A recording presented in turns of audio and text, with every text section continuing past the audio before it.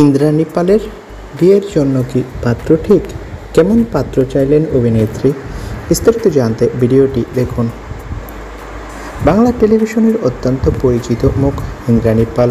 সম্প্রতি দিদি নাম্বার ওয়ানে খেলতে এসেছিলেন ইন্দ্রাণী। আর এদিকে রচনা বন্দ্যোপাধ্যায়ের সামনে নিজের মনের কথা তুলে ধরেন অভিনেত্রী। রচনাকে বলেন, আমি একটা সমস্যায় পড়েছি, আর সমস্যাটা হলো আমি এবার প্রেম করতে চাই। তাই সবাইকে বলেছি একটা ঠিকঠাক বয়ফ্রেন্ড খুঁজে দিতে। আমার বাবা মাও খুব খুশি হবে। আসলে আমি কলকাতায় একাই থাকি, মা আর বাবা পুরুলিয়ায় থাকে, তাই প্রেমিক থাকলে আমাকে একটু গাইড করতে পারে। বাবা মা চায় কেউ পাশে থাকুক। রচনা জিজ্ঞেস করেন, প্রেমিকের জন্য ক্রাইটেরিয়া কি? উত্তরে ইন্দ্রাণী জানান, আমার প্রেমিককে হতে হবে আমার বাবার মতো, যে কোনো পরিস্থিতিতে ঠান্ডা মাথায় সিদ্ধান্ত নেবেন।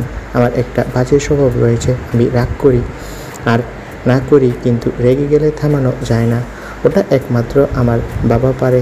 তাই আমার বাবার মতোই কাউকে চাই, না হলে কিছুদিন পর সে আবার বাবাকে এসে বলবে, রাখুন আপনার মেয়েকে, আমি চললাম।